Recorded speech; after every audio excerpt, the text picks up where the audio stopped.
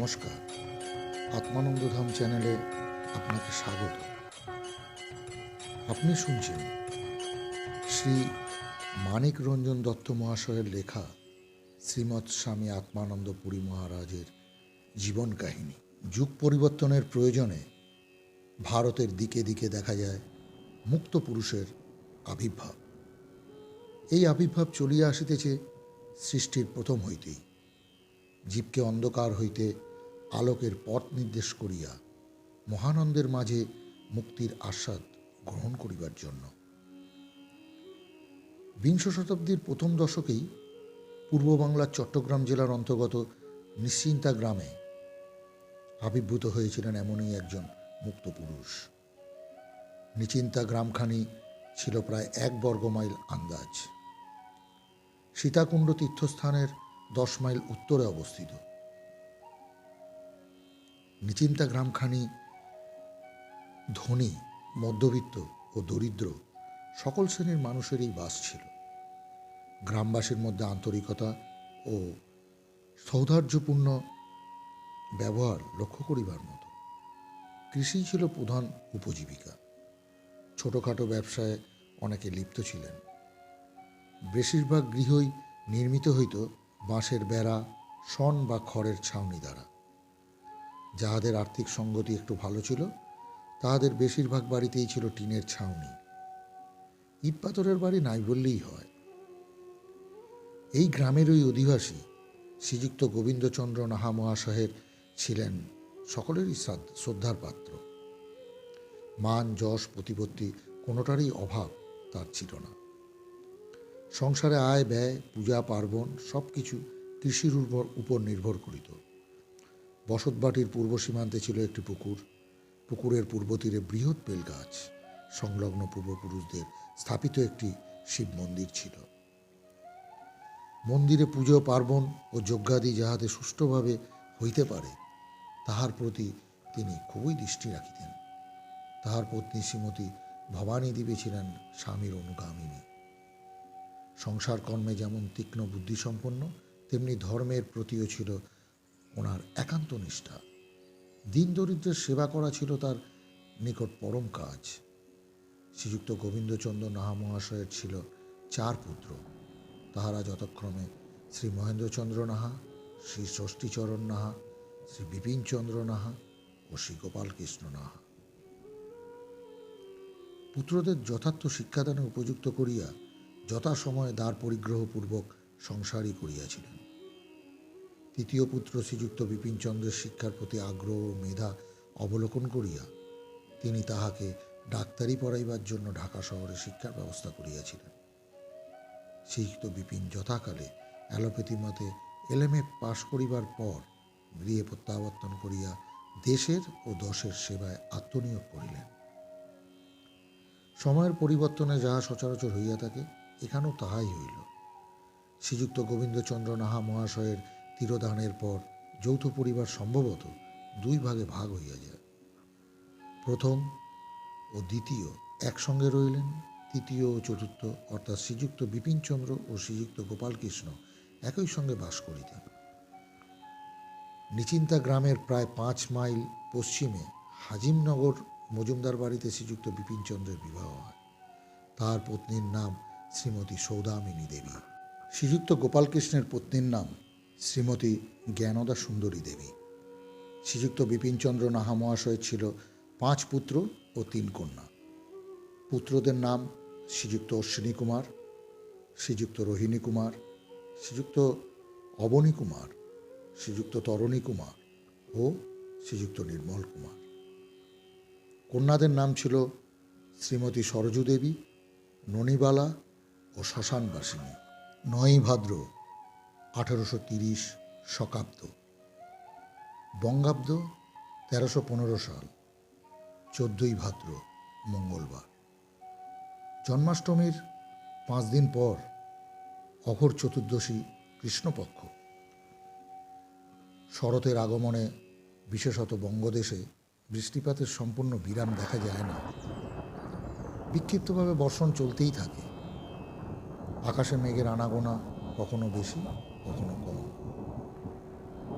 এইভাবে রোদ বৃষ্টির খেলা চলিতে থাকে সারা শরৎকাল। কিন্তু ব্যতিক্রম দেখা গেল এই দিনটিতে। সন্ধ্যা হইতেই টিপটিপ বৃষ্টি পড়িতে লাগিল। আকাশ কালো মেঘে আচ্ছন্ন। রাত যত গভীর হইতেছিল, বৃষ্টিপাত সহ ঝড়ের তাণ্ডব একটু একটু করিয়া বাড়িতেছিল। মেঘের গর্জন, বিদ্যুৎ চমক সব মিলিয়ে একটি ভয়ঙ্কর দৃষ্টি সৃষ্টি করিল। পুরাণে দেখা যায় এই রকম দুর্যোগের মধ্যেই শ্রীকৃষ্ণ অবতার রূপে কংসের কারাগারে আবির্ভূত হইয়াছিলেন। তবে এই দুর্যোগ কি ওই রকম কিছুর ইঙ্গিত বহন করিয়া চলিতেছে? তখন মধ্যরাত। এই ঝড় বিদ্যুতের মধ্যে দিয়াই একটি উজ্জ্বল জ্যোতি চারিদিক ক্ষণেকের জন্য আলোকিত করিয়া একখানি বর্ণকুটিরে প্রবেশপূর্বক মিলাইয়া গেল। তখন রাত্রি 12:10। সৌদামিনী দেবীর কোল আলো করিয়া এক দেব শিশু যখন উপবীত ধারণ করিয়া ভূমিষ্ঠ হইল, অর্থাৎ নাভি সংলগ্ন নারীটি বাম কাঁধ বেষ্টন করিয়া পেছন দিকে নামিয়াছিল। সঙ্গে সঙ্গে কুলললনাগণ উলুধ্বনি ও শঙ্করধ্বনি দ্বারা অভিনন্দন জানাইল নবজাতক শিশুকে। এই নবজাতক শিশুটি শ্রীযুক্ত বিপিনচন্দ্র নাহা মহাশয়ের তৃতীয় পুত্র।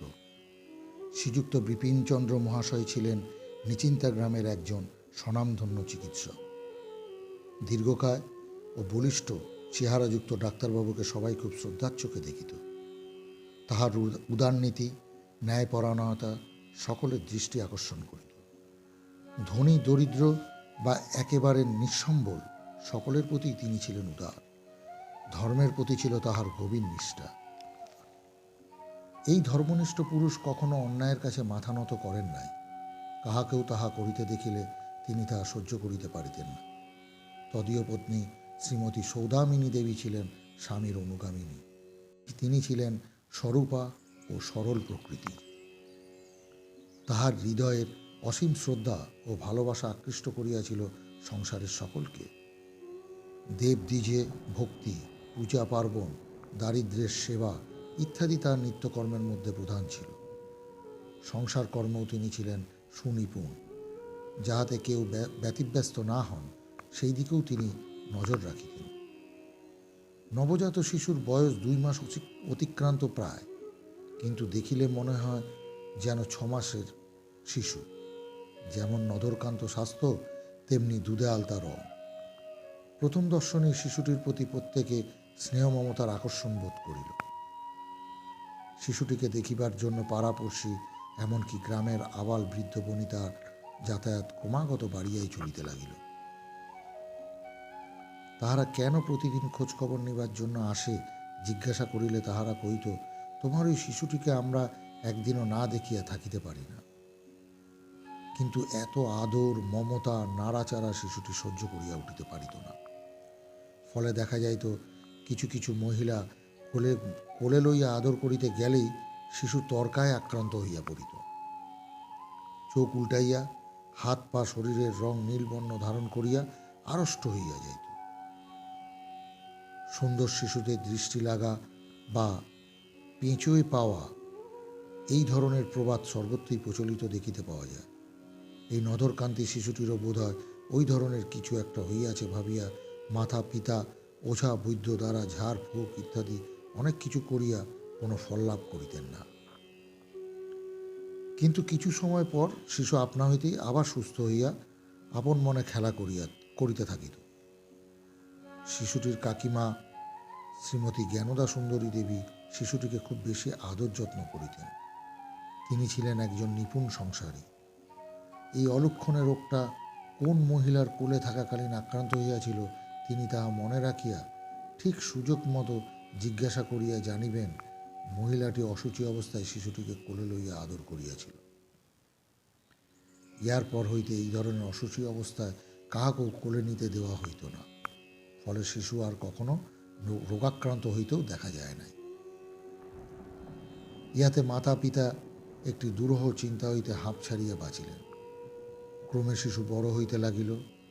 6 মাস বয়স হইতেই ধুমধামের মধ্যে দিয়া অন্নপ্রাশন হইয়া গেল। তখন শিশুর নামকরণ হইল অবনী কুমার। আগামী পর্বে আমরা শুনব শ্রী মানিক রঞ্জন দত্ত মহাশয় এই ঠাকুরের জীবন কাহিনীতে আর কী কী লিখেছেন, কী কী বর্ণনা করেছেন। এই পুস্তক এখনো অনেকটাই বাকি। আপনারা সাথে থাকুন, সঙ্গে থাকুন। ভালো লাগলে লাইক, শেয়ার ও কমেন্টস করুন। নমস্কার।